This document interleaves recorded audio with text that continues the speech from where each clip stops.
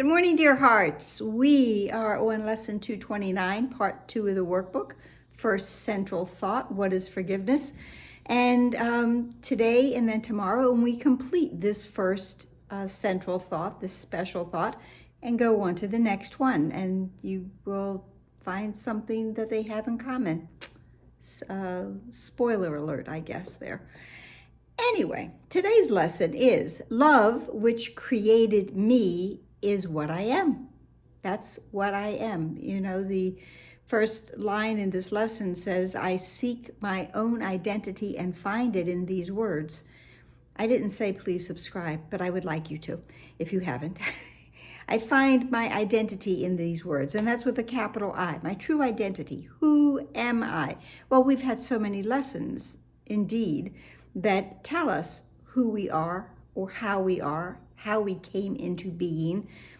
One of my favorites, as you know, I am as God created me, repeated 3 times in part 1 of the workbook, and central in so many, if not all, of the lessons. I think I mentioned that yesterday. And it ends the existential crisis of who am I? Why am I here? Well, who am I? I am as God created me. I am God's holy, blessed child. And this is my identity. And within my identity, knowing who I am, I find my purpose and my function as well. So the lesson and the first part of it is the text is, love which created me is what I am. It's in the lesson. It's the title of the lesson. That doesn't happen often. Occasionally it does. So I seek my own identity and find it in these words. Love which created me is what I am.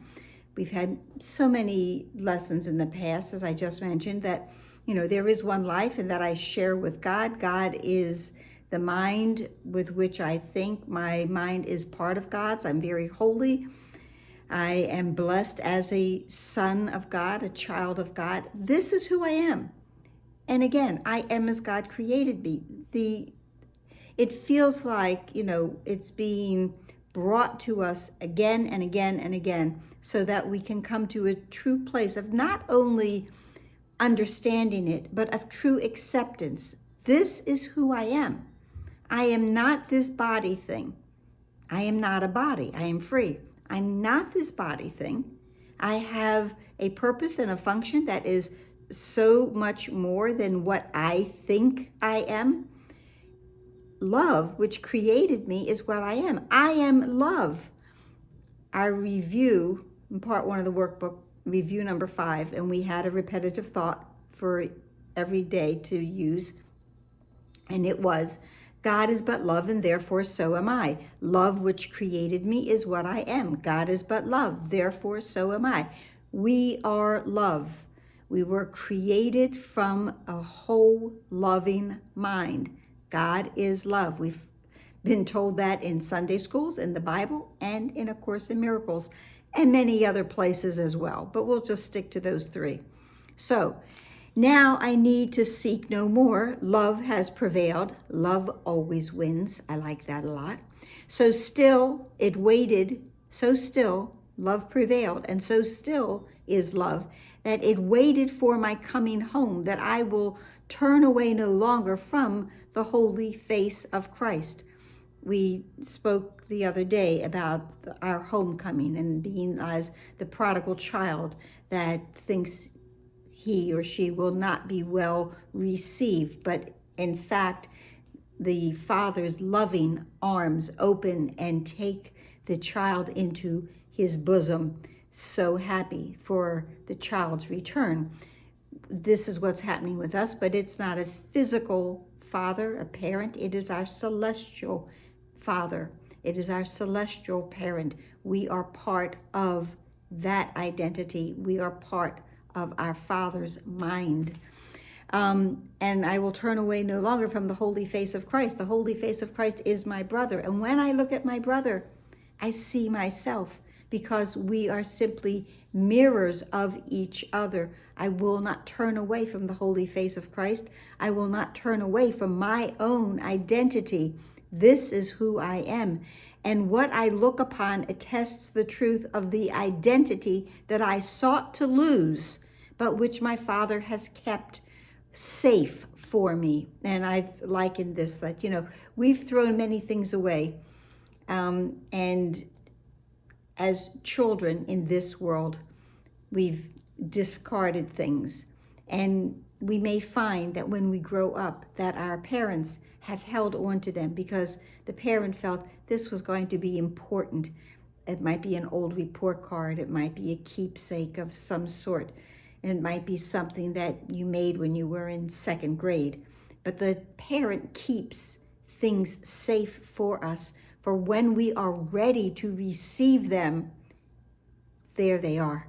Our Father, our celestial parent, has kept our identity safe for us. So when we are ready to accept it and acknowledge it and receive it, we have it. The second part of the lesson is in italics. We know that it is prayer, and it says, Father, my thanks to you for what I am, for keeping my identity, again, big I, untouched and sinless in the midst of all the thoughts of sin my foolish mind made up. In the introduction to part 2 of the workbook, it talks about the fact that we try to make a separate will, one that is apart from our Father. And we recognize and acknowledge now that we didn't, in truth, because what we tried to make was illusion. And now we're very grateful to realize that indeed our Father's will is one with ours. And that is what this part of the lesson is referring to, that in the midst of all the thoughts of sin, my foolish mind made up a will apart from my Father's. But now I realize that that wasn't real. It was only an illusion, like everything else that I made up in this ego land that I've been hanging out in. So, and it concludes, and thanks to you for saving me from them. Thanks to you, Father, for saving me from all of my foolish thoughts of sin that I made up. Thank you for saving me from them. And then it concludes with Amen. So we know indeed that this is prayer, in case we weren't sure. And one of the things, and I always mention this when the Course says, and thanks to you, Father. Thanks, Dad. It just feels, it's so familiar, it's so casual. It is indeed the relationship that a child will have with a parent. Not formal, but very informal, very familiar. Thanks, Dad. Thanks, Mom. Thank you. Not even necessarily the you, just thanks. Thanks for that. Thanks for loaning me the car tonight. Thanks. Okay? And this is realizing that this indeed is our Father. This is our celestial parent. And we are one with him. And I think that's all for today. Just trying to come closer and closer to the realization of what we are in truth.